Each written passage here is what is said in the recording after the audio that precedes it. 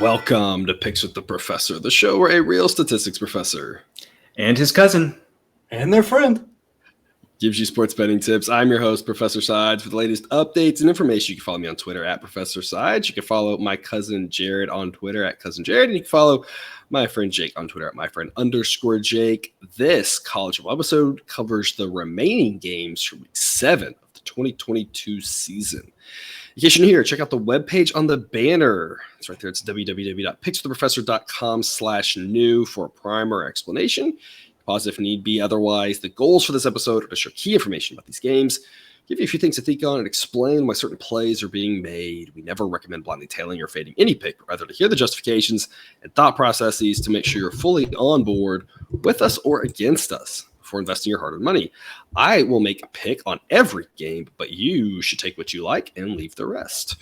Remember that there are no locks in gambling, so what I provide are loves, likes, and leans. That is A, B, and C grade picks to indicate my confidence level with respect to scaling wagers. Both Cousin Jared and Jake will also indicate their favorite plays by placing a second unit on them this season. However, please understand that good and bad variance will occur. So as much as we'd like to say we'll be profitable each and every week, that is an impossible reality for any gambler. We just finished watching the Braves take game 2, so at least Jake is on here happy. That's been kind of the running joke today, was like what kind of mood Jake would be in for this show, given his beloved Braves playing right before we record here. Yeah, that was terrifying there because Wheeler was dominant up until he wasn't, and then thank the Lord. And then Jansen didn't even make me nervous like he has been the last half of the year. Like he can do, yes. It was really nice. It's such a contrast having baseball and college football at the same time, because in baseball you have that game like that where like that one inning just kind of things went wonky, and in football like very rarely is it like 1-2 minute stretch. It's usually like when a game gets wonky, it's usually like a whole half. You know, it's a lot longer of a burn kind of. It's just a different setup. It's like jarring to have both on at the same time, I feel like, because it's two different worlds. Yeah, it really is.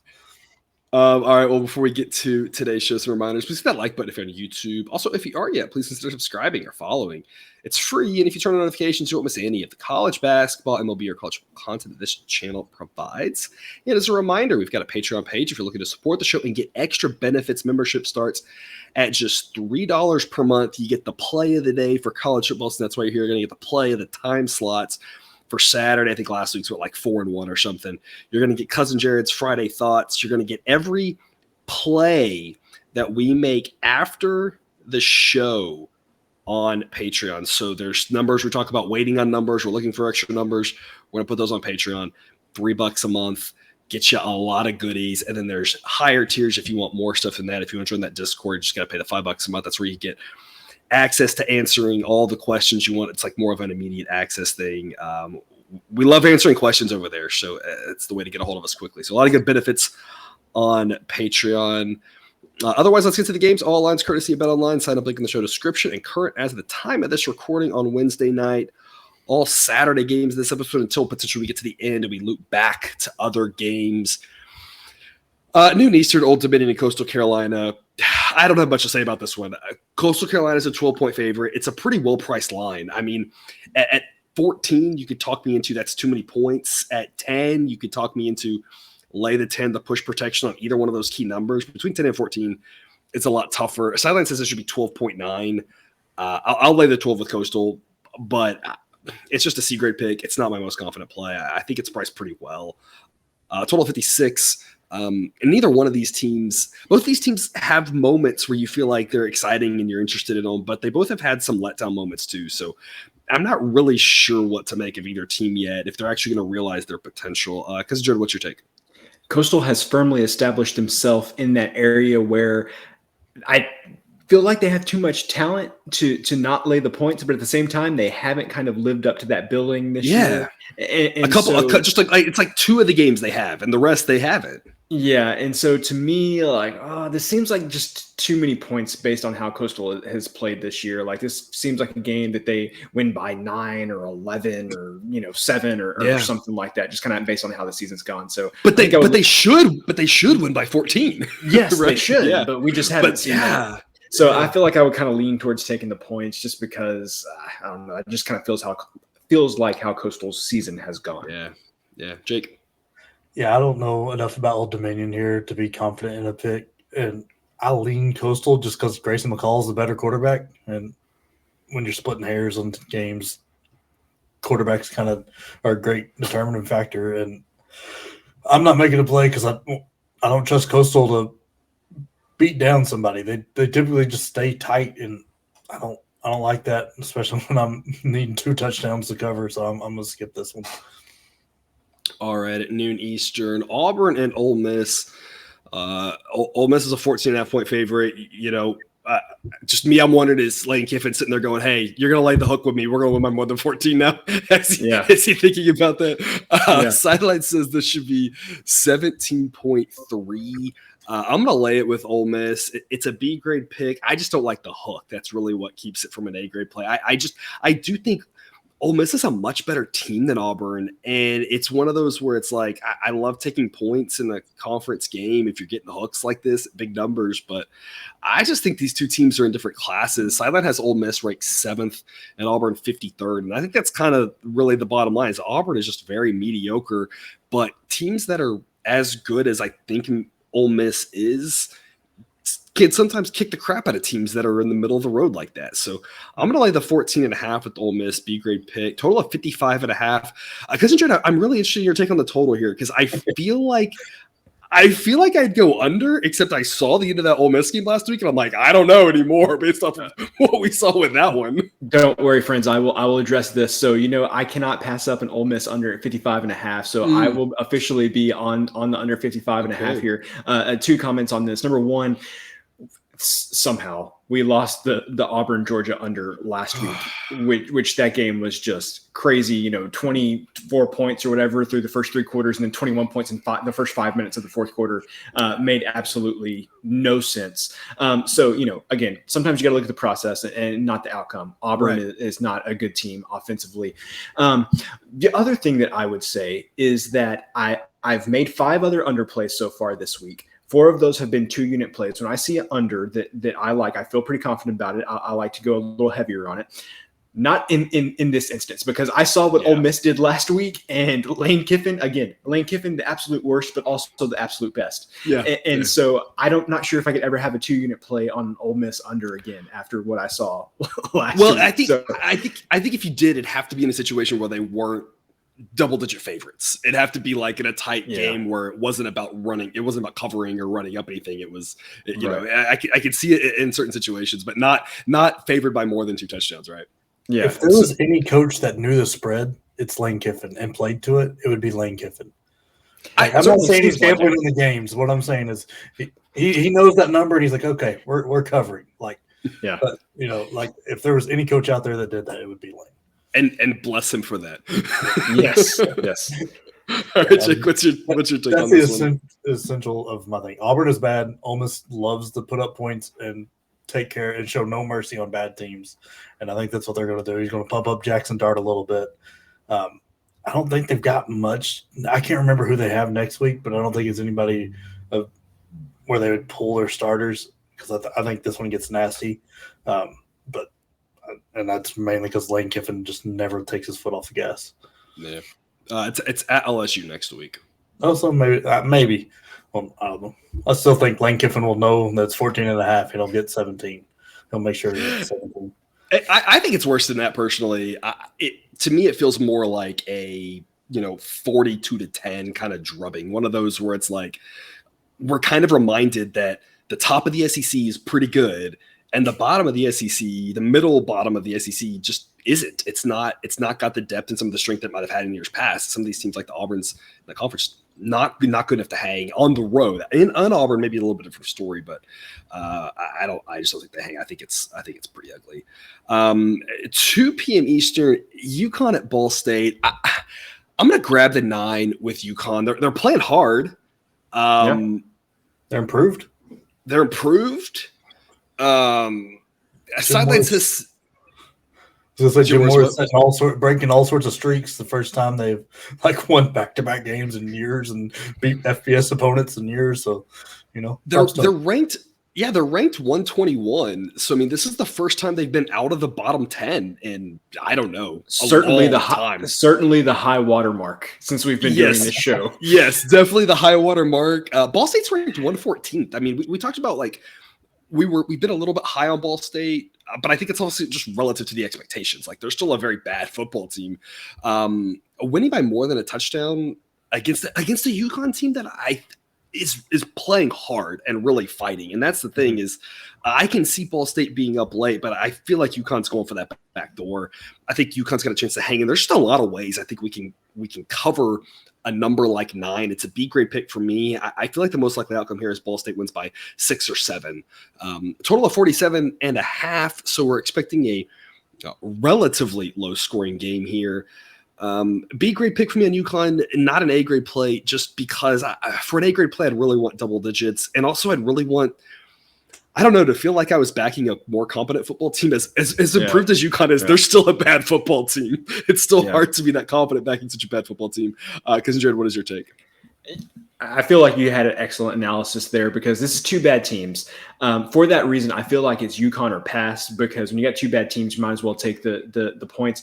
But I'm going to wait on 10 because 9 is just a gross number with, again, we talk about how much UConn has improved, but they're still a bad team. They're still, And so if this gets to 10, sure, I'll take UConn at 10. But if it's at 9, it's just kind of like, that's kind of a gross number with 2 gross teams.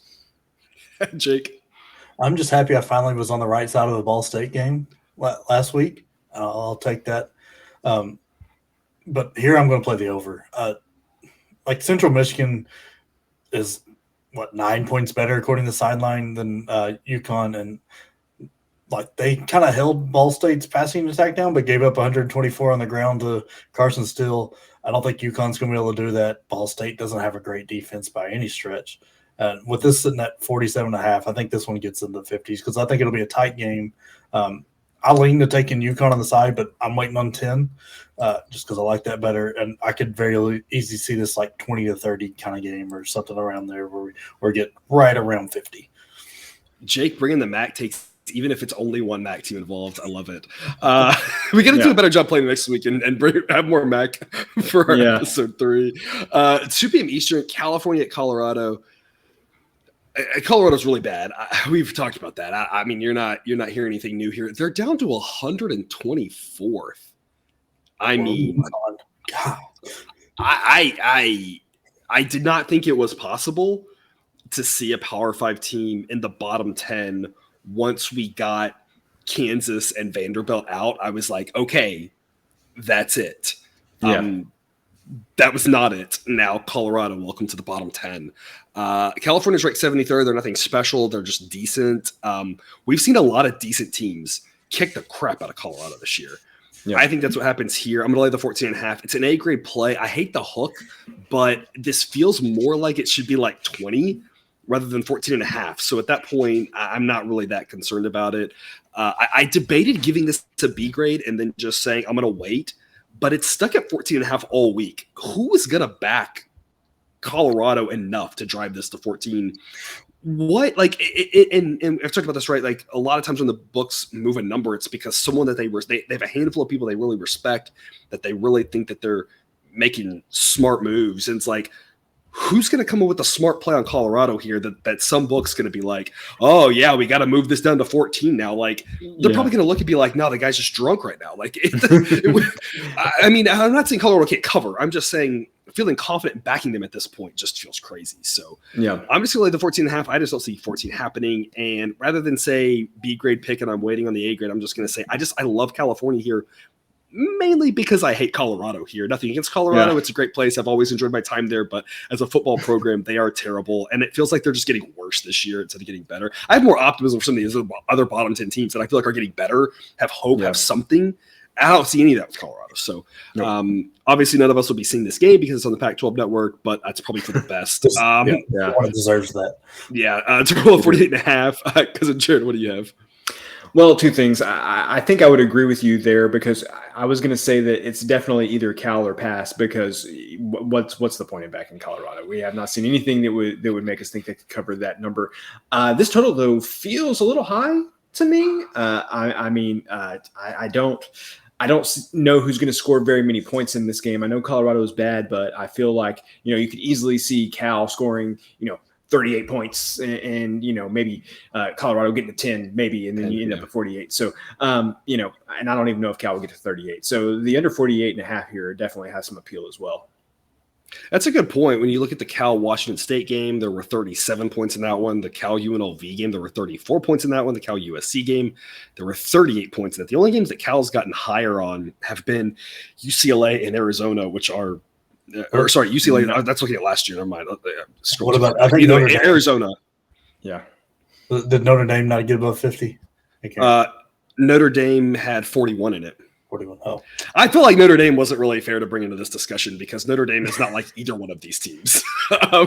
So I don't really feel like that was a fair comparison. But it's an interesting point. They're looking at California. The question is if California is going to ever have an offensive explosion, it's got to be this week, right?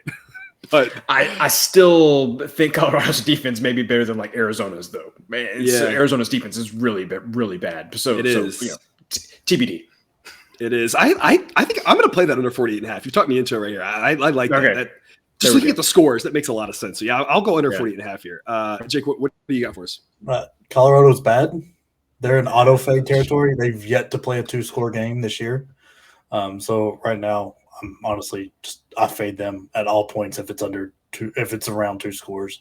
Because when I say they've yet to play a 2-score game, I didn't do the math, but I don't think they've played a 3-score game if you include a field goal. I don't think they've even played a 17 as a difference. I think it's been closer to 20 every time, and I don't see them stopping there. Let the record show that I think Colorado has held TCU to their lowest scoring total in a half this season, I believe. and then they switched quarterbacks. Yes. Yeah. That's how bad everybody's Colorado. It's like, if you can't score on them, you're not getting the starting job anymore. Yeah, Colorado's closest game was 23. Even that opening week against TCU, where the first half was close, they still lost by 25. So they've not even played a 3-score game unless you count 2-point conversions, which almost count like extra scores because they're not that easy, Right. So, Jake, are you laying the 14.5 with California? Yes, sorry if that. Like I said, they're auto fade right now. If I see a 2-score thing, I am fading Colorado at all. Yep, all right. To a game we all are more interested in, 3:30 Eastern, Alabama at Tennessee. It sounds like Bryce Young is going to play. I've got Alabama ranked 2nd and Tennessee ranked 5th. So, this is a heavyweight matchup here. One that should definitely find your TV screen somehow. The sideline says Alabama minus 6.4. I'm going to take the 7 with Tennessee and give it a B grade. I think that 7 is very possible. I think 6 is very possible. I think overtime is very possible. I think tight game late, somebody wins by a field goal is very possible. I think there's just a lot of ways this is tight. I could be wrong, but I am taking the stance that Alabama this year is just not at that top tier level. They are still good, but they are not amazingly good. It's like every other year-ish, and sometimes it's back-to-back, but it's like more or less you go to the last, 14 years, it seems like. I don't know exactly what number, and 7 of them, Alabama has been like, this is the type of game that Alabama would still go on the road and win by 20, and we'd all be like, wow. And I don't feel like this is that Alabama team. Their defense has shown some cracks. Their offense has shown some cracks. It's like they don't have that just dominant unit at this point. Yeah. And they may get there. Right now, I just do not. A couple of those years here recently, their offense has just been unstoppable. And their defense has been very good. And then you go back before that, and their offense wasn't as good, but their defense was like you couldn't do a dang thing against them. And this year, I'm like, I think both units are very good, but I just don't think they're so good that I'm confident that they can win by more than a touchdown at the 5th best team, according to my model, on the road. That's just a really tall task. So I'm going to take the 7 points. B grade pick with Tennessee. Total 65. Cousin Jared, what is your insight? I feel like if Alabama wants to win this game, they need to get out ahead early and try to take the crowd out of it, because the longer that Tennessee stays in this game, the more difficult I think it's going to be down the stretch for Alabama.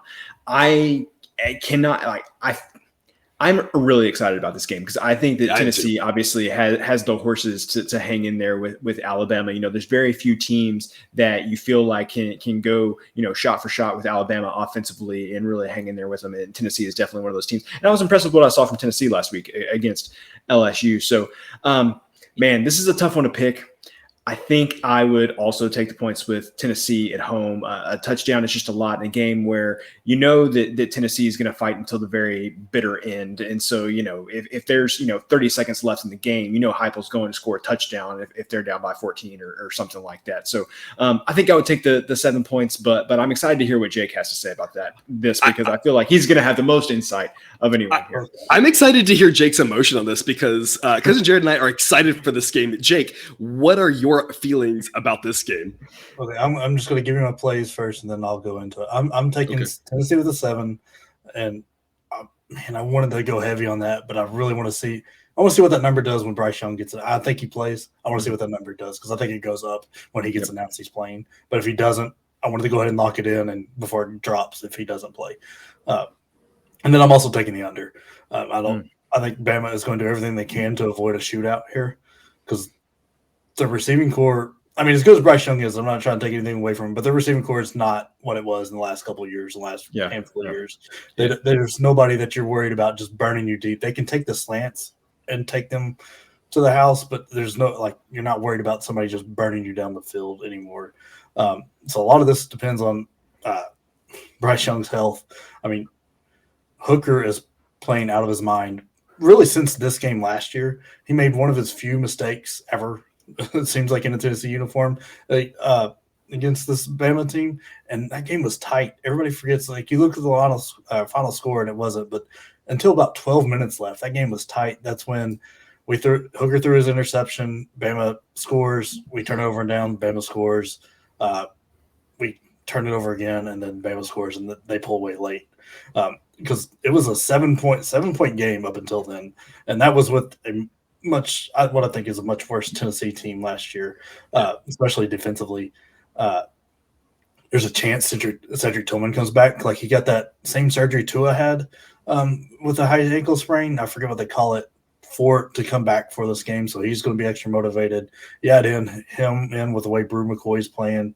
Tennessee offense is nasty right now. And I was just looking at the stats. Tennessee ranks 7th in yards per game, passing yards a game. Bama's defense ranks 8th, in allowing it. Just Alabama is 2nd in the nation for rushing yards a game, but Tennessee is 7th and only allowing about 90 yards a game. So it's really opposite styles going to play here. And what's the saying? Styles make fights. Mm-hmm. And I in a game where I think it's going to be that close. 7 points is crazy. And the Bama defense doesn't scare you that much. If you look at the Texas game, which was a similar quality offense when yours is at the quarterback, he was dominating. He was just picking them apart, slicing and dicing. And I think Hooker could do the same thing, especially with the space they play. And Tennessee's defense has improved. I know we gave up, if you look at the final stats, they gave up 300 yards to Daniels and made Anthony Richardson look like a Heisman performer. But that was on 45 passes for Daniels, and they only allowed 55 total rushing yards to LSU. And if Bama and Jahmyr Gibbs doesn't get the running game going, Tennessee has a decent chance to win this game. I'm very excited for it. I can't wait to light up my victory cigar on them. But I'm taking the points in the under. So excited too. I'm surprised. I was expecting a different word there, but we'll be excited, I guess.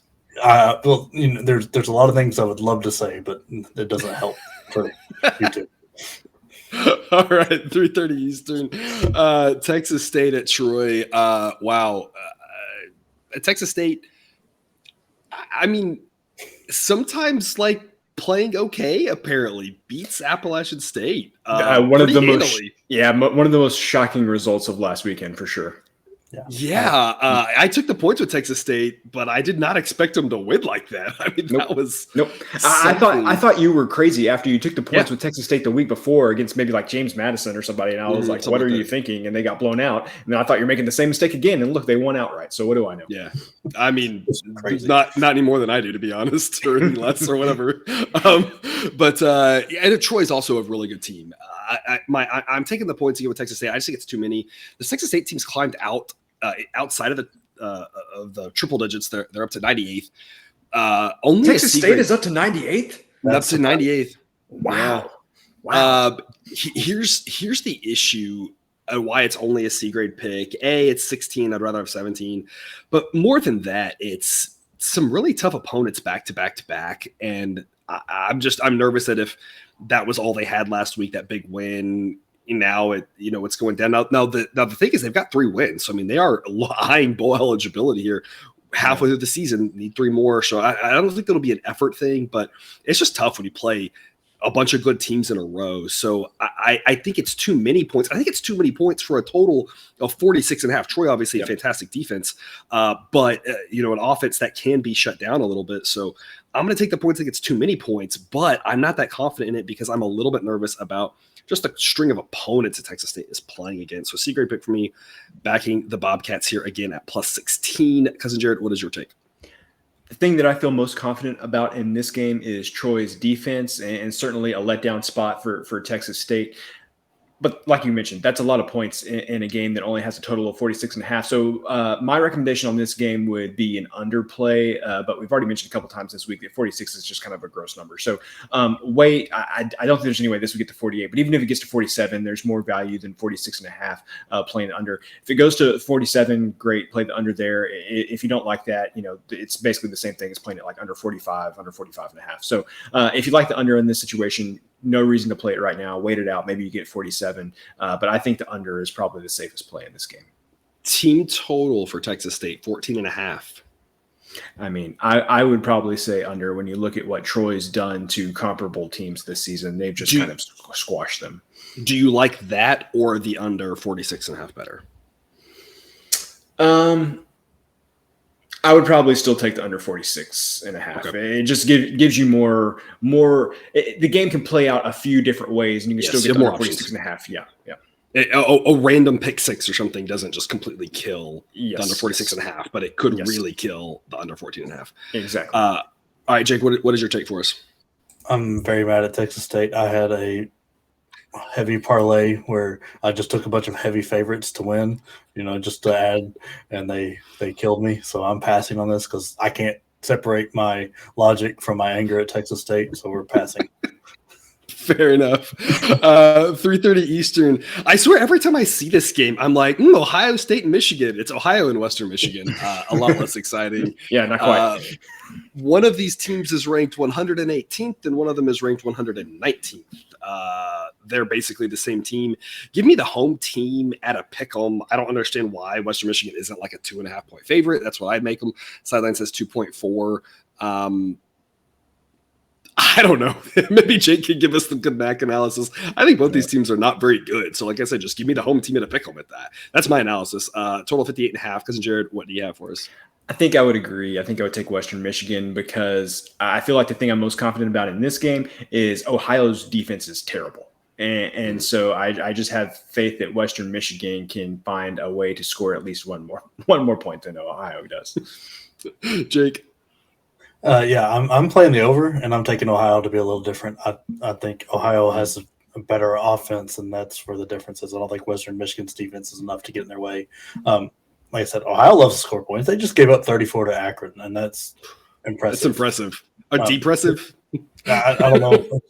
And it's the Ron Burgundy. You ate the whole wheel of cheese? I'm not mad. Yeah, exactly. I mean, they've yet to allow under 30 points, and that I mean, if the game plays out like I think it will, 30 to 31 will be a victory for me either way. So I get the over. It's crazy. And Western Michigan has shown the ability to score on teams of their talent level. They put up 37 on Ball State, 44 on New Hampshire. I don't know if you count that, and 23 on Eastern Michigan. So they'll be able to score a little bit because Ohio's defense is real bad. But they also allow a lot of points besides New Hampshire. Like everyone they've played has scored 30 points besides New Hampshire. And I'm not even sure if New Hampshire had a real football team. They might have been playing sevens. But so I feel like the over at under 60 is a no-brainer here. So I'm hitting that one, and I just think Ohio makes a few less mistakes. Rourke is going to slice and dice. He's got a little over 800 yards and 0 interceptions and 4 TDs in just their last 2 games. So I think that's enough. But like I said, when you're splitting hairs, I lean towards a better quarterback, and I think he is. Okay. I feel like if someone can give us the Maction stats for Jake and let us know if he's doing good on the Mac or not, we'll know how to feel about that. But you got my attention. I feel like because you're talking about the under 55, where he's like, you've got my attention, like over 58.5. Like you've got my attention. Like that's a nice. Has gone down as the week goes, and I can't find any reason that it would. And so unless I'm just totally misreading this game, I don't see why it wouldn't go to 60. It's a very nice number to go over. So it has my attention. It's one I'm like, I'm gonna have to look at it. I didn't even think about the total of this game at all. So I'll have to look at that one. Given that the number is so enticing. Yeah. Speaking of totals, yeah, this one, like if this game, because before we get into this, if this game, Louisiana Tech, North Texas, if this game was happening week 1, would this total have been like 55? I mean, I would say maybe 58. Just because I think Sonny Cumbie has a lot of he carries a lot of I don't know what's the word I'm looking for, but people expect his offenses to do well. But yeah, it's definitely gone up a whole lot since then. Got up a whole lot. North Texas like completely changing their identity and just be like, we're gonna score points and our defense is terrible. Apparently, a total of 68, one of the highest ones of the week, and climbing throughout the week here. North Texas is 6.5 point favorites. This to me is 2 fairly bad teams in a shootout type game. I'd really love 7, getting 7 with Louisiana Tech, but it just kind of feels like one of those last team that has the ball wins. And in that situation, give me the 6.5 points with La Tech as a B grade pick. Something says 5.4. Like I said, 7 is much more exciting than 6.5, but even 6.5, there's a lot of ways you can win by 6, especially if it does end up in overtime. If it ends up, 31-31 or something going into overtime, 34-34, 35-35, all those type of things. We're looking pretty good with that. So it's just like a shootout type game. I'm not sure who stops anybody in this one. Both these teams are scoring points, and both of them are giving up points. I'm not officially playing the over yet. I want to hear what you guys have to say about it, but it feels no different than I went over some large numbers last week and like 4 games. I think I won 3 of the 4. It feels like one of those. I know it's a large number, but it's not like it's that 73 ridiculous number. It feels like anything south of 70, south of 69 here feels like an overplay. Am I crazy there? No, the game that this reminds me of is the UNLV North Texas game earlier this season, where I played the under and then doubled down on the under and lost because it was. And that was like over by halftime, if I remember correctly. Yeah, exactly. It wasn't even close. Yeah, it was like 5 minutes into the third quarter, and they had gone by the over. Yeah, Louisiana Tech gave up 31 to UTEP. They gave up 38 to South Alabama, 48 to Clemson, and then 52 to Missouri. So yeah, definitely a lot of points could be scored in this one.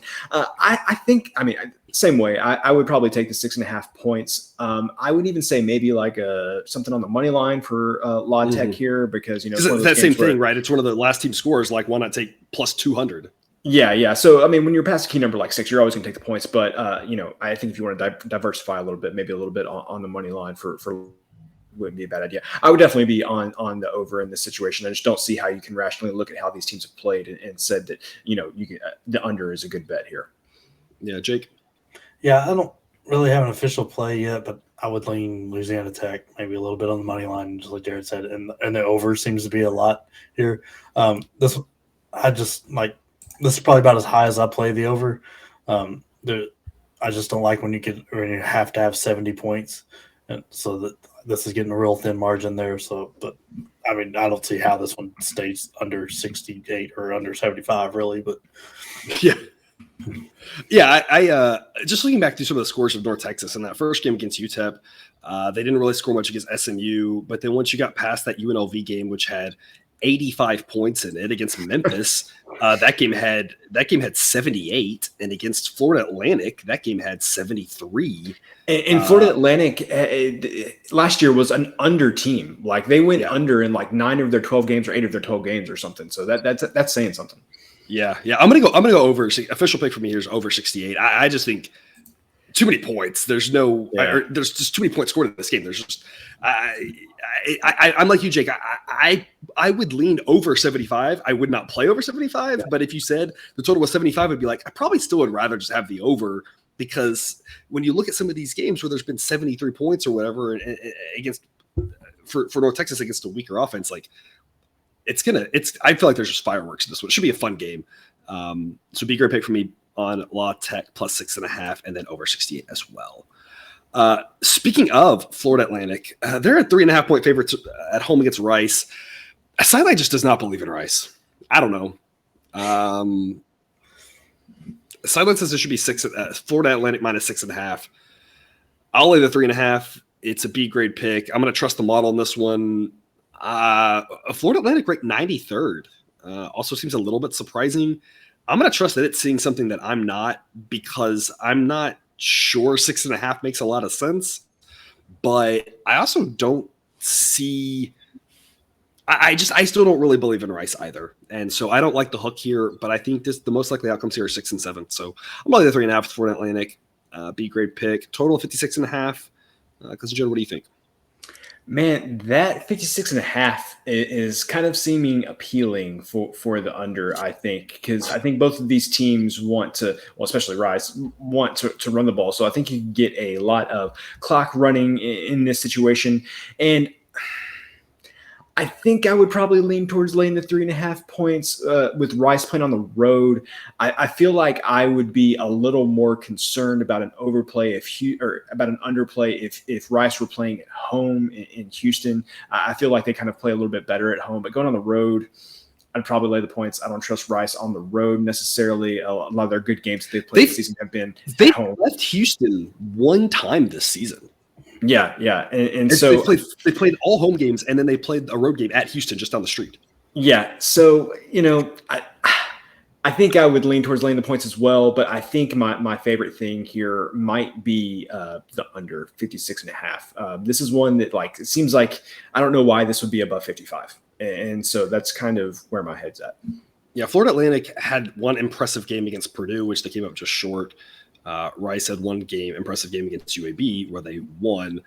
I'd like this play more too if this was the week after Rice beat UAB, but they had a bye week after that. So they have at least had plenty of time to finish celebrating that victory. So I'm kind of I feel like laying the points is the right move, but I also just, like you said, like Rice plays well on the road, I guess. They haven't done it as much this year, but the combination of that extra week off and the hook is just frustrating, obviously. Jake, what is your take? Yeah, I'm on the opposite end here. I'm taking the points because of the hook. I think that was a big deal, plus the extra week.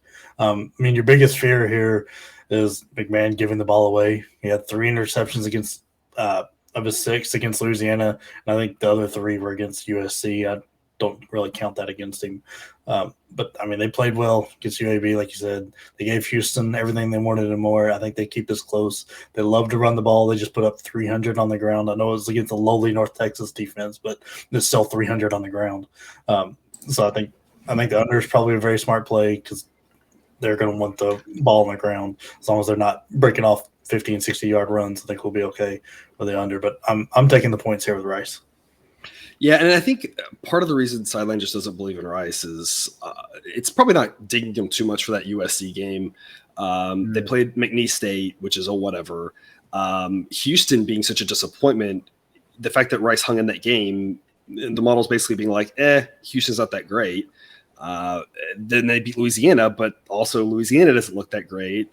So it's the model's just having a hard time coming around because the teams that it's done well against are teams that have also been disappointing so far. But all this can change. 1 week where Houston looks good, Louisiana looks good, right? And all of a sudden now it's like, those wins look a little bit better. So Rice is a team that I definitely feel like could swing a lot in the ratings on any given week because those games matter.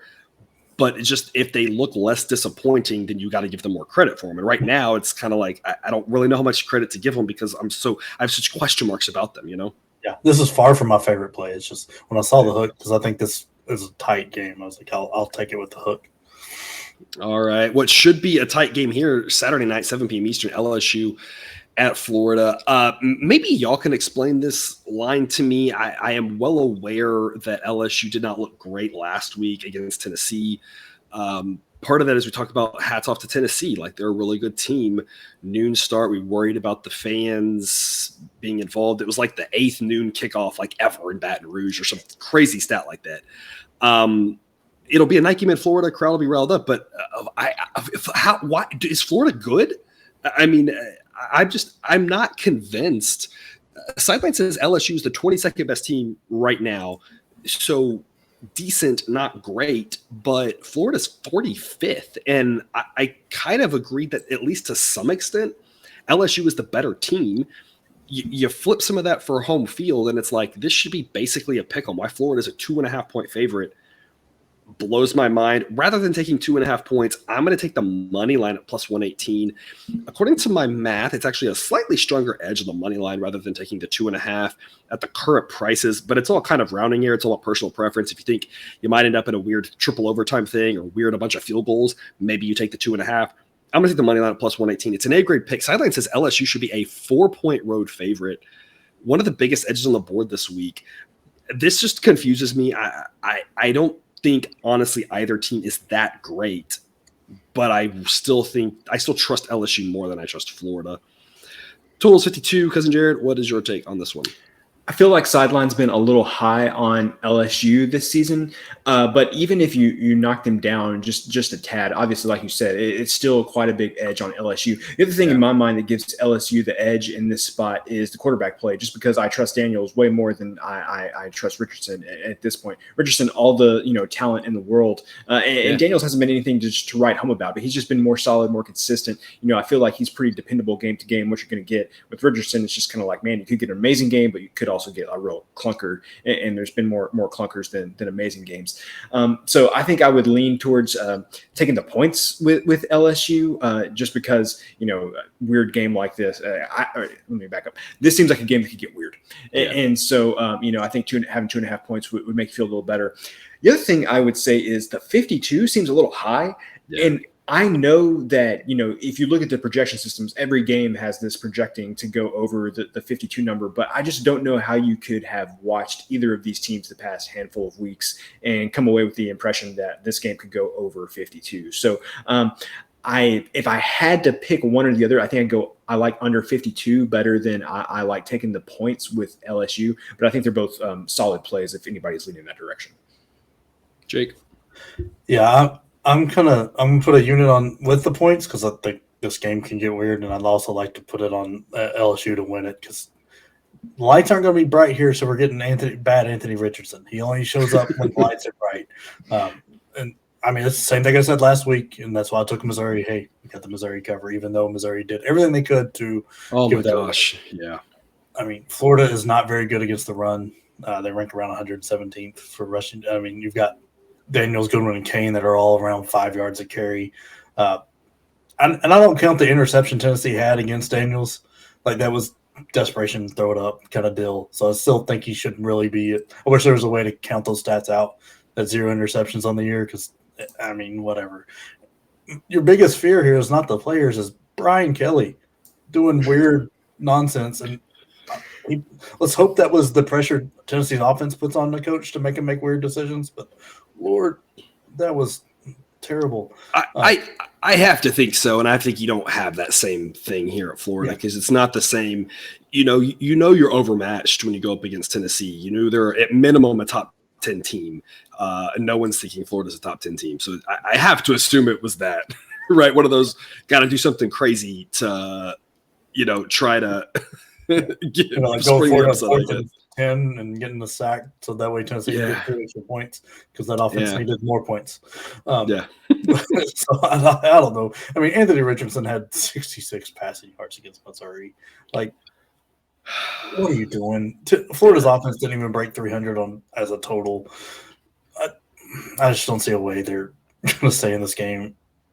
So I think LSU's got it. And I think the under's a smart play because LSU's not a flashy offense, even though they've probably got the talent to do it with Neighbors and Butte and Daniels and the running backs, but they just don't seem to do it. But I'm all over LSU for this one. Maybe on the under, maybe. I think I'm going to officially recommend the under 52. Looking at the scores of these games, the only way I think you can talk yourself into over 52 is you look back at that first game, Florida, Utah, 29-26. That's 55 points. But that was both teams having all offseason to prepare. That was the best game that Richardson's had. By far. By far. And the only way you can talk yourself into going over is some sort of thing like that happens. And that's that seems like best case scenario. There's just so many ways this goes under. It's not a lock, right? There's no locks in gambling, but it's one of those where it's like, it feels like most of the time this game plays out lower scoring than that. Obviously, you may have overtime that throws it off too, right? That's obviously a possibility. But has LSU had one that went over this number against normal competition? I was just looking at theirs. I don't think so either. They're all of theirs have been lower scoring. Like even the Florida State was 24-23. That's 47. So yeah, they've been low scoring too. Yeah, I think 31-16. Yeah, this feels like a total that should be more like 45 rather than 52. The last thing I want to say about this game is talk about Richardson could have the all or nothing type game, which is part of why part of why I love LSU in the spot is. If Richardson plays poorly, LSU is going to win this game. If Richardson plays well, LSU might hang around in this game, and you still haven't lost it. It's going to be tougher to win, but it's not over yet because the rest of that Florida team can still struggle, as you saw against Missouri. Like every part of that, I mean, Florida's outgained in that game. I mean, every unit was struggling with Florida there. So it's one of those that even if he has a good game, it's not over. And if he has a bad game, you feel great about LSU's chances in this one. So, a great play for me on LSU, and like I said, that under 52 is an official play for me as well. 7 p.m. Eastern, Arkansas State at Southern Miss. The sideline says Southern Miss by 6. I'm gonna like the 4.5 C grade pick. I don't like this number at all. It's a dead number. It's a horrible number. It's on the wrong side of your key numbers. I think 6 and 7 are more likely than 3 or 4, but it's like splitting hairs here. So I just don't think this is really a good number to invest in. Both of these teams, I think, on the up. Both these teams kind of impressing me from our expectations from the start of the year. I've liked what I've seen from both of them. I think they're moving in the right direction, which makes it tougher because if it wasn't for that, if one was moving in the right direction or wrong direction, you could say, hey, if that continues, that sort of thing. But as it is, I think it's a pretty well-priced game. I'll lean Southern Miss minus 4.5, but otherwise not my strongest investment. Total 55. Cousin Jared, what do you got for us? You dear viewers, I know what you're thinking. It's a key number 55, and it involves Arkansas State. So Cousin Jared is playing the over. But I've got news for you. There is only a handful of teams in FBS where I would not just blindly play the over in this situation. Most of those teams reside in the Big Ten West. But one of the other teams is and then some of the other teams are Troy, for example, and then Southern Miss is the other team where I would just not recommend an overplay here, because the thing is that Southern Miss is going to score some points in this game. Arkansas State is going to score much less points in this game, so I could definitely see this game being like 34-14 and ending up at like a total of 48 or something like that. So my buy point on Southern Miss here is 3.5. So if this got down to 3.5, I would be on Southern Miss at that point, just because, again, Arkansas State defense is really bad, but Southern Miss I just don't think is going to give up that many points. And so, I think laying the points with Southern Miss is the best angle in this one. All right, Jake. Yeah, I think Jared's reading from my notes. Because I wanted Southern Miss at 3.5, and I said I want to play the over, but I don't think that's in the game plan for Southern Miss. So right now I'm passing on this game. I want the 3.5.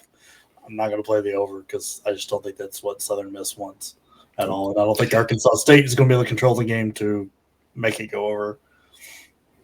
This was 3.5 all week, and then it got to 4.5 today. The perils of splitting the games throughout the week. We could have played 3.5, and I saw 3.5. I was getting greedy. I saw 3.5, and I passed. I was like, maybe we can get 3, and then I went to 4.5, and I was like, well, that really backfired. Yeah, and just let the record show, if anybody has any question about whether you should just blindly bet Arkansas State overs, they played in a game last week where there were 0 points in the first quarter, and it still flew over the total. There were 62 points combined in the game. So I'm telling you, people, that Arkansas State over is one of, for the most part, most weeks, one of the easiest plays there is. It's this one, I think it's a game that probably none of us will be watching unless you have like friends or family there, you went there, whatever. But like, it will be a very interesting clash of styles. And I don't know what to make of that. I don't know which one's going to dominate that. But if this gets into a more of a track meet, more of a defensive minded game, like you could see some really weird things happening in this game because it's either going to be a game that neither team wants to play or a game that one team really doesn't want to play. And someone's going to be uncomfortable, maybe both of them. So it should make for an interesting game. It's kind of unfortunate this isn't one of the Friday night games that we can kind of focus on because I think the clash of styles will be really interesting to watch here. Yep. Yeah. I would, like in basketball, you always say that it's much harder to speed a team up than it is to slow them down. And I'm not sure the same works in football because you can hit the 75-yard pass and now – holy crap, now the other team has to score. So. Well, it's all about, and I don't want to spend too much long on this, but it is, to me, it's all about the slower defensive-minded team having those long drives. Talk about those service academies. Talk about with old school Kansas State used to do this a lot. Iowa State as well. As a Big Ten fan, I'm thinking about those. But to me, if Southern Miss has long, slow drives, it keeps Arkansas State on the offense on the sideline, keeps their defense out there, gets them tired, they're going to be able to control it. But the problem is it flips really quick because if they aren't able to have those drives like that, then it flips and it plays to Arkansas State's favor. And so it's not like basketball. It's a very different, like there's actually a contingency versus a just like, this is the style. And in basketball, you can force the one team to do the other thing just based off what you do. It doesn't matter if you're successful on it, you can still force the issue. In football, you can't force it unless you're getting first downs. Right. So I think it'll be a fascinating game. Even though, like I said, I probably won't watch much of it. Also at 7 p.m. Eastern, UL Monroe at South Alabama. Look, to me, another game that I think is priced pretty well. I'll lay the 17 with South Alabama. Sideline says 18. I'm still not a believer in UL Monroe. South Alabama is ranked 62nd. I mean, they're a pretty good team. You worry about motivation to blow teams out in conference when they're, I think clearly the class of the West Division there. But I mean, they're just a much better team at home. It's just, do they have any motivation to win this game by 20 is the question I have. So not a confident pick, but I'll lay the 17. A total of 51. Cousin Jared, what is your take? Wake me up whenever South Alabama and Troy play each other. Yeah. Because that's what I'm waiting for with this division. Who knows about this game? I forget Troy. Yeah, Troy and South Alabama. Those are the top two. Yeah, obviously. Yeah, and actually, next week. So look ahead spot. Yeah, look ahead spot for South Alabama here with Troy on tap next week. That game's going to be on ESPNU next week. Can't wait to break that one down.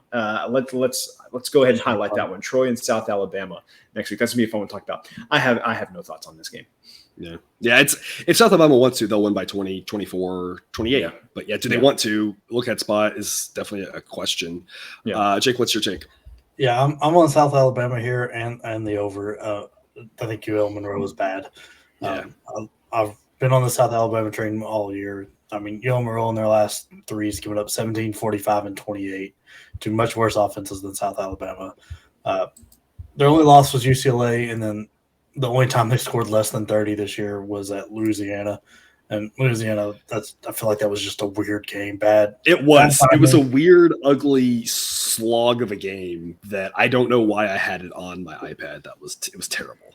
Yeah, that was rough. But, I mean, South Alabama's had their bye week this past week. They've had all sorts of time to prepare. I think they're going to come out and put this one away. But did they spend their whole bye week prepping for Troy? Yeah, they probably did. If they were smart, they did. But I think they try to put this one away early and get up by 30. So I like it at 17. Don't want to go above 20.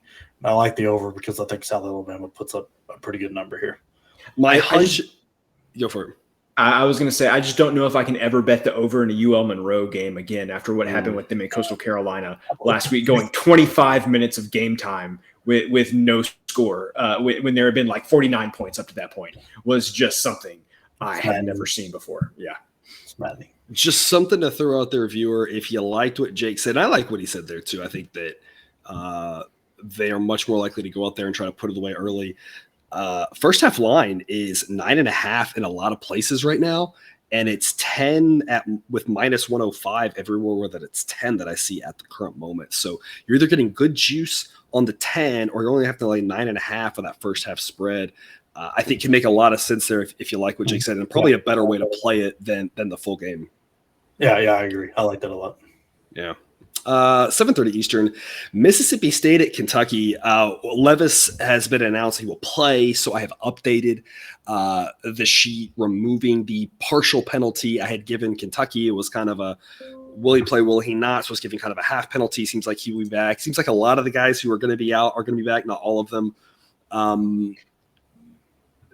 Gosh, these two teams, like I think we're going to learn something from this game, but I don't know what, because Mississippi State, ranked 10th right now in the model, has had some moments where you feel like they might accidentally be a top 10 team, but they've had moments where I feel like they kind of just get in their own way and they feel like they don't deserve to be in a New Year's Six game.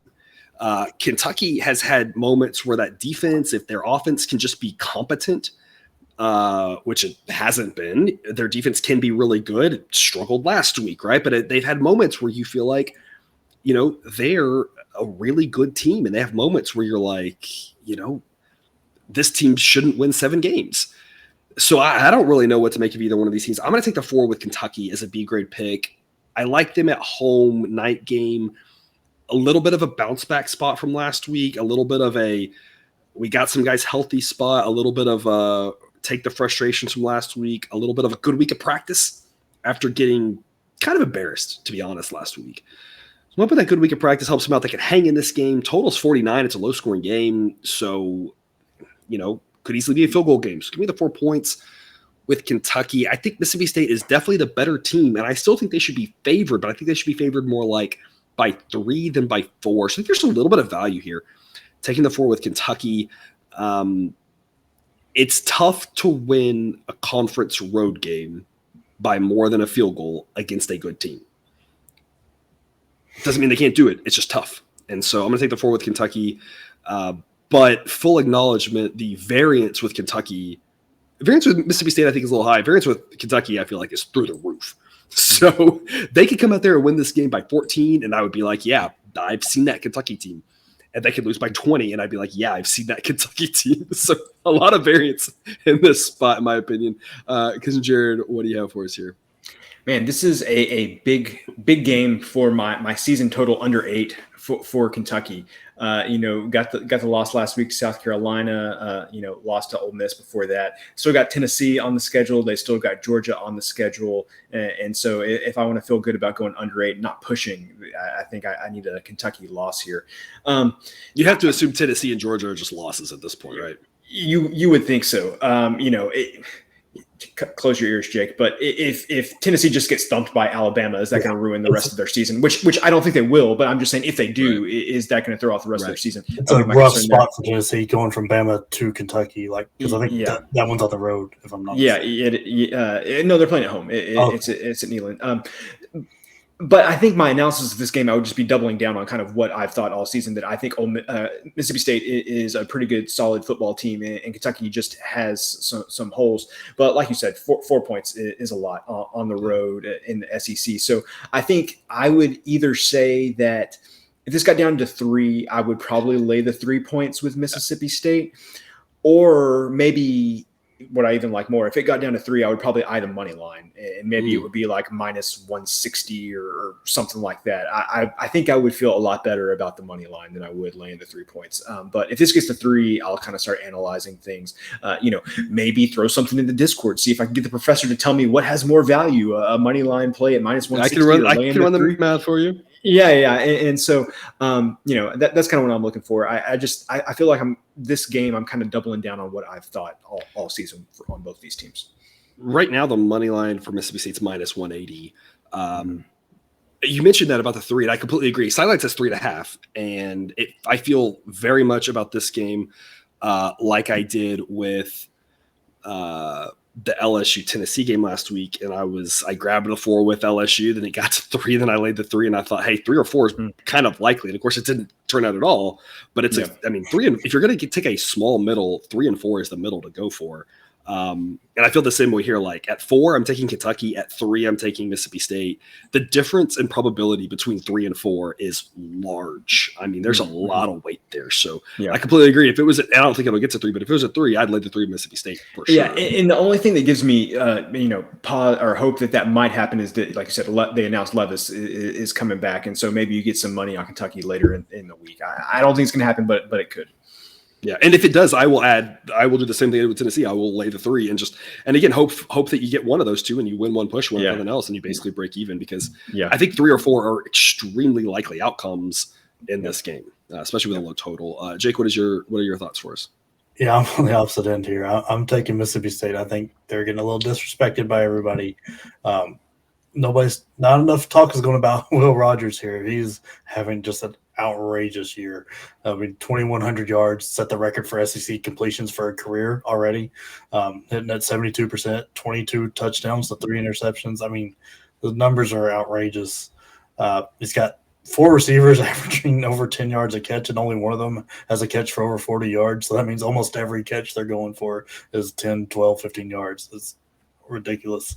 They've got a running back who takes advantage of the attention not being paid to him because they're worried about throwing the ball. He's averaging 6 yards a carry. I really don't think Kentucky's defense is as good as what we thought it was coming in. We thought they were going to be able to lean on that defense and have Levis not screw things up.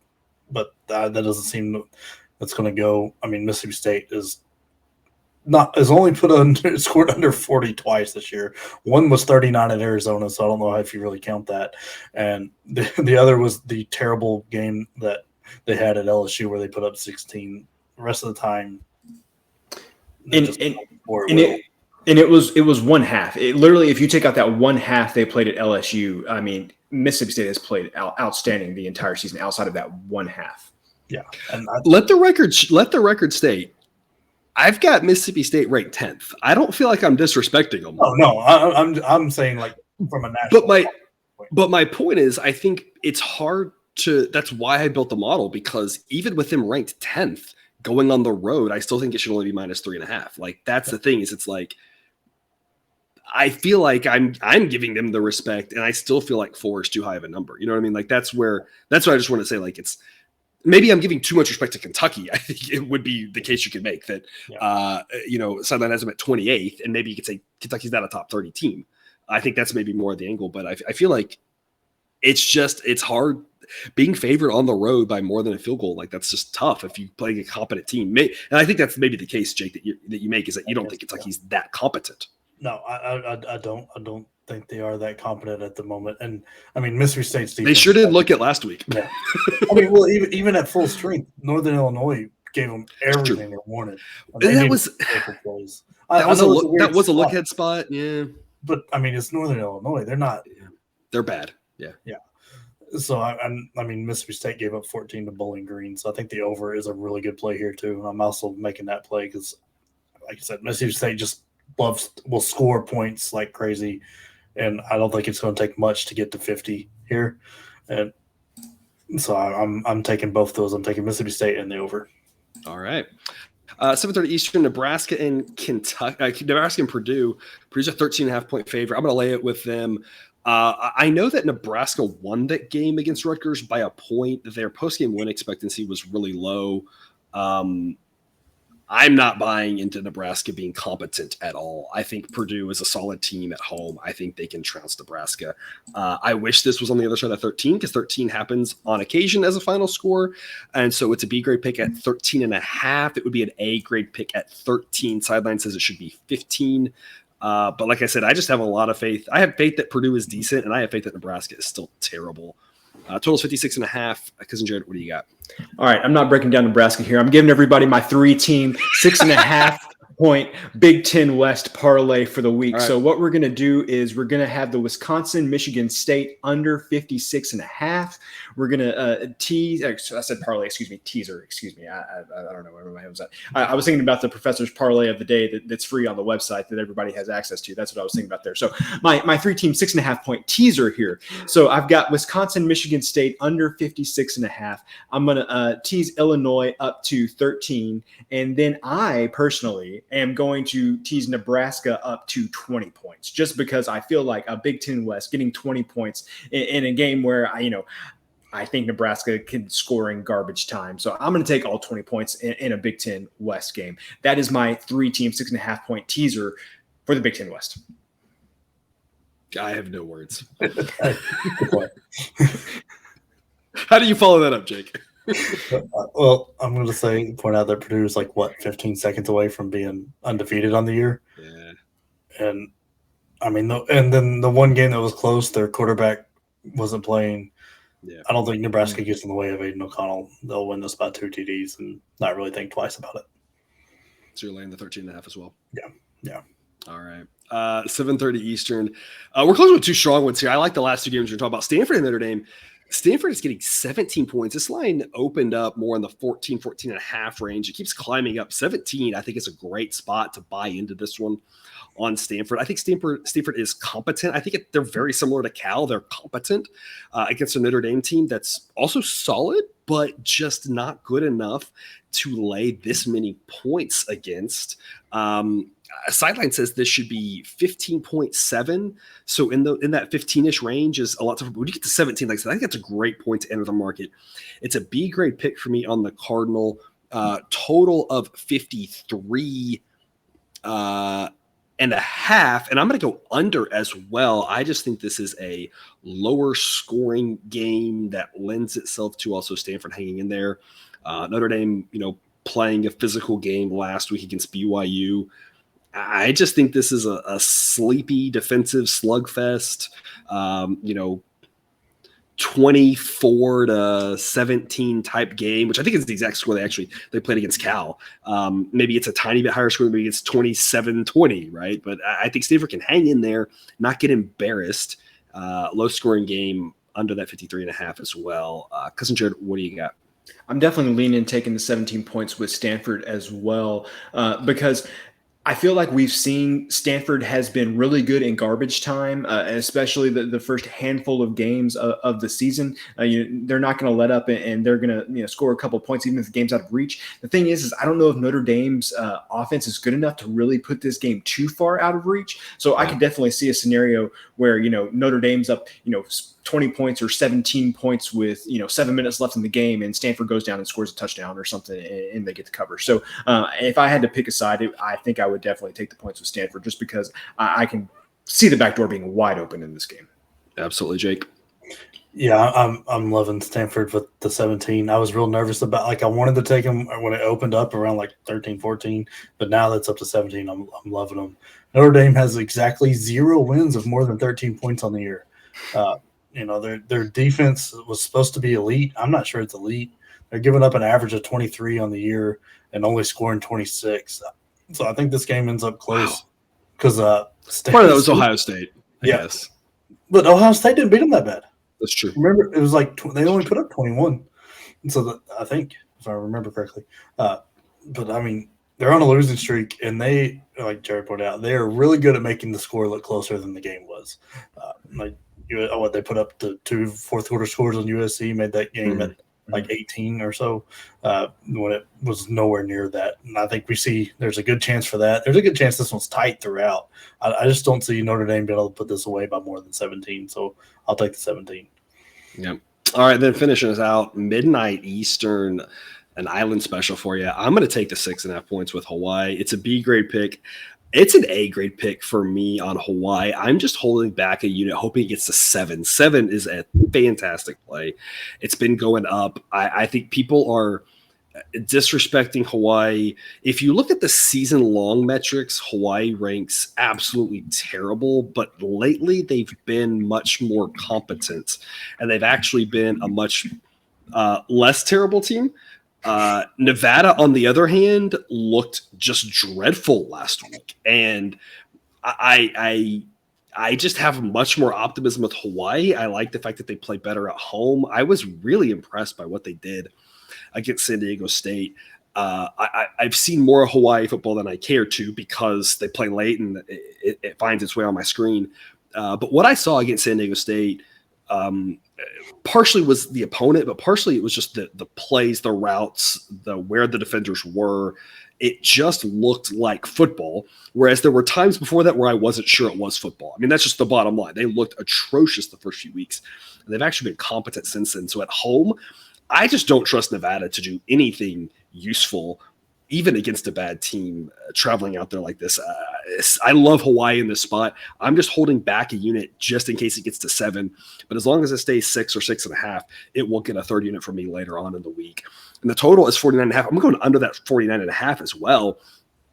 I would play this down to 48. This game feels just like the Nevada-Colorado State game that happened last week. That was like 17-14 or 2017 or whatever it was. I think it's the exact same sort of game. I don't think either offense is going to have a lot of success. I think, again, a late night game where you could put you to sleep for sure. I just think it's way too many points. I think it's going to be low scoring. Give me the points. I love Hawaii in the spot. I think, again, Hawaii, I like what I'm seeing. They're moving in the right direction. Nevada, I'm not sure that's the case. Because, Jared, what is your take? I think that's great analysis on that because I feel like Nevada has just gone off the deep end this year. So they won and covered against New Mexico State first game of the season. They won and covered with a +9 turnover rate in those two games combined. Yeah, like covered at home against Texas State, and then lost by 2 touchdowns to Incarnate Word. Gave up 27 points to Iowa, which losing to Iowa, no shame in that, but giving up 27 points to Iowa, that was the problem. Yeah, that's not very good. Lost by 28 to Air Force, which maybe you feel a little bit differently about that Air Force loss after Air Force went out and lost to Utah State last week, and then that stinker at home against Colorado State, who had just done absolutely nothing so far this season. I completely agree with you. We didn't think that Nevada was going to be that great coming in this season, but I feel like they have gotten, if anything, worse from the beginning of the season. Whereas Hawaii, you just kind of consistently see some things getting a little bit better. You can see things, in sideline still having some trouble seeing it, but there still seem to do some things that are improving little by little. And so I definitely feel like 6.5 points is way too many points for a game on the islands. Getting 6.5 points with Hawaii, it just seems a little crazy with how bad this Nevada team has been playing. Yeah, and Hawaii went to the mainland and they got drubbed by New Mexico State, but the yards were about the same in that one. And they hung in there at San Diego State. Yeah, coming back home with how much better they play there. Yeah, you said optimism, whereas Nevada, we do both of these. These are actually the 2 biggest drop-offs that we were thinking coming into the season from last year based off of all the people that both of these schools lost. And we saw it early on. It's just I still think Nevada's continuing at that pathetic level of they still look terrible. But Hawaii, I'm like, I see some optimism. Yeah, this line makes no sense to me. Jake, what do you think? This isn't football I care about. You don't care about Hawaii games on the island kicking off at midnight Eastern? No, not at all. I'm not ashamed of it. Okay, whoa. If there was a basketball game that was tipping off at midnight, the 24 hours of basketball, you would be all in on that. Oh, yeah, because I love basketball. I live and breathe basketball. Okay. I like it. I enjoy it, but I'm not. I've got other things I'm doing at midnight. I can look past this somewhere. I feel like we're about to have our first on-air fight. But fun fact I forgot to bring up when we were talking about Purdue and Nebraska. Guess where Purdue's best receiver is from? I assume he's in Nebraska. I have no idea. No, he's from Iowa. He transferred from Iowa. What are they doing there? He's on pace for 100 catches this year. Like what kind of talent were they just not using in Iowa? I don't know. That's the most Iowa thing I've heard. Nepotism is dangerous, people. Nepotism is dangerous. Agreed. So that's my analysis on the Hawaii Nevada game. I feel like I feel like we just got off the rails here at the end. Let's move on to the kill the clock offense. This is where we'll turn it over to Jake and let him make plays on the games that Cousin Jared and I talked about in episodes 1 and 2. Jake, the floor is yours. All right, so we're going to start with tomorrow night's game. I'm taking Baylor. Only thing I'm hesitant about here is they're coming off the tough game, and then West Virginia had a week off, and then they're traveling to the east. West to east is never great. Well, travel. they both had last week off. Oh Lord, can't even read dates anymore. Yeah, so that makes me feel a lot more confident. I just when I made the West Virginia over pick, this wasn't a win. I was counting Pitt and Kansas. So I think that's dead on my season totals. Who would have thought that Kansas would throw everything off in your Big 12 win totals? Yeah. I gave that out. I don't like. You did. You did. I don't know. Maybe we got to screen grab that. That'll live in infamy. Everyone talking about how much they love Kansas and no one playing it. Yes, yeah, for sure. I'm also grabbing Buffalo minus 17. UMass is rough. Buffalo's going to look them over a little bit, so I'm also going to take the over here because I think they're going to come out slow. UMass is going to get 7-10 points, and then Buffalo's just going to run away with it. And I think we get the over easy there.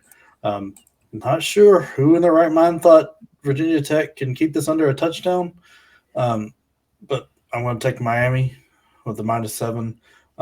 Also going to grab Maryland. I think Indiana shot their shot last week in the first half, and unfortunately that's dead. So I want to take it at -11.5.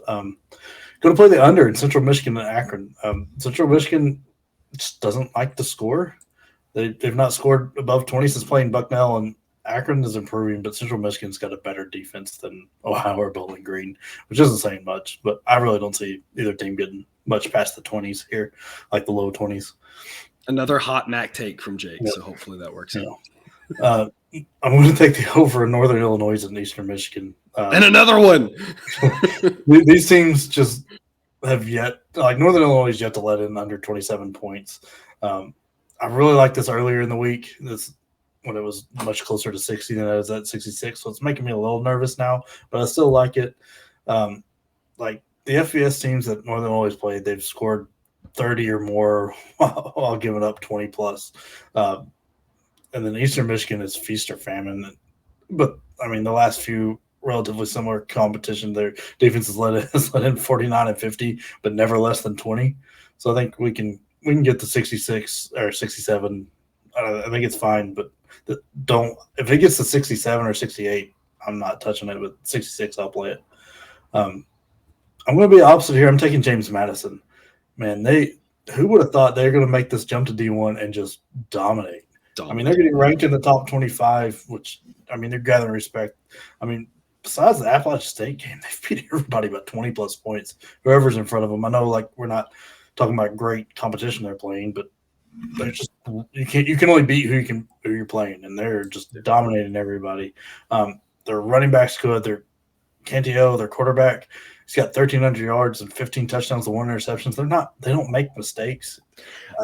Let the record show he was not a good quarterback at Colorado State last year. It's almost like Colorado State's coach last year needed to be let go of. And I really don't think any team should have hired him. And I was going to say, then there's no other part to that story. No, we're stopping it there. I mean, their defense is killing it too. They're +5 on turnovers and ranking second in yards per game. Georgia Southern, nothing impressive there. And I had this rant against the NCAA when we were talking about Bellarmine for basketball. Why is it they're not bowl eligible? Like, there is no reason to not let them be. Like, I mean, they're talking about, like, with the record they're going to have, they would be having a pretty decent bowl game, but they're not bowl eligible this year. Did Bellarmine win their conference championship game? Yeah, in basketball? Which was dumb on the conference standpoint for letting them play in a tournament. And James Madison may win their conference championship game. No, I think they're actually not allowed to play in it. They can play in the conference championship game, but then nothing happens. That's so dumb. It's dumb all the way around. Like with these rules, it's just dumb. I hate it. NCAA, I don't like at all. No, I was wrong. They are ineligible for a bowl for their conference championship. Okay. Well, at least that makes a little more sense than what happened with Bellarmine. With hey, you won the conference championship, and the second place team doesn't get to go to the tournament. We're going to go to the guys that didn't even make it to the championship because they won the regular season. It's a different rant. Yeah. I'm going to take I think Washington State. right now it sounds like they have this year and next year they have to sit out, but they're trying to get that accelerated to be eligible next year. Basically say like, look, y'all, we're clearly like worth it. Like I've earned it. And so you should at least let us next year is the push right now. It should be allowed this year. Like there's no reason for that. If you're going down, that makes sense to sit out, but going up doesn't make sense to sit out. I'm going to take Washington State. I just don't trust Oregon State to put them away. Since I'm getting the hook here, I'm going to take it. I know it's risky because they let me down last couple times, but I'm just riding with it. I have zero faith in Oklahoma to keep me and my dog scoring 30 points. So what are they going to do with Kansas? And the fact that it's at 9 now really confuses me. I would love it even more at 10, but I'm going to take the 9. I'm also going to grab Wisconsin. I think the offense has loosened up a little bit here. It was a little bit like the last game. It seemed like Mertz was a little more comfortable.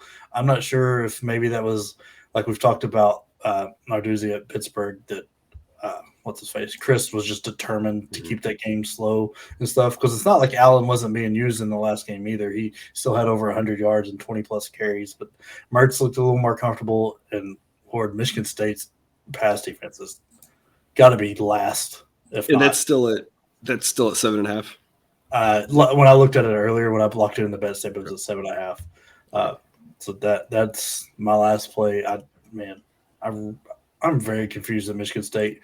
Wasn't Tuck supposed to be a DB specialist? And this is the second year in a row they're going. That once again, I could throw for 300 yards on them. This is just bad. For the record, you could not, but challenge accepted. Challenge accepted. Let's put it together. I don't think anyone's gonna let you. Is the problem? Like, I never used football eligibility. I'm good. Yeah. Good to play. Not, maybe good is the wrong. I am eligible to play. There you go. Exactly. All right. Cousin Jared, 3-0 and go home. What are your picks that you're adding to things we talked about earlier in the week? So I have no official plays to add, but just some things that I'm waiting for. Illinois want to get to +7, but I will be on Illinois regardless. If it's +6.5, +6, I'll be on Illinois and want to get UConn at +10. If UConn gets to getting 10 points, I'll be on that. Looking at a bunch of different under stuff. Colorado under 48.5. LSU Florida under, Southern Miss laying 4, Rice Florida Atlantic under, Mississippi State maybe laying 3. So a bunch of different things that I might be playing.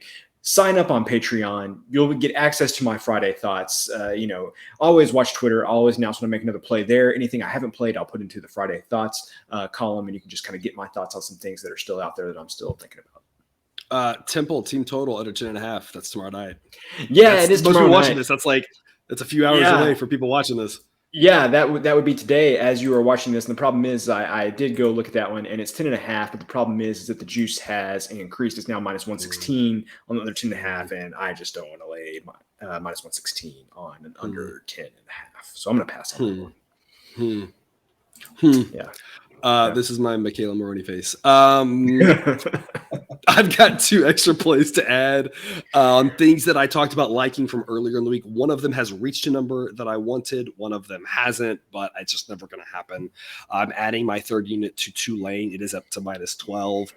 I think I said from the time it was an A-grade play for me, I think they are going to destroy South Florida. It was just about could it get down to 10? It's not, but I still think under 13 is a great play on Tulane. And the other one is UNLV against Air Force has gotten up to 10. And so I'm going to take those 10 points as my third unit play on UNLV. Gets both of those up to A-grade plays. UNLV a little bit maybe disappointing of late, but also Air Force has been too. So when you got 2 teams that are disappointing, you got the home team getting 10 points. And it's hard to say Air Force is that much better than UNLV in my book. So I love that one.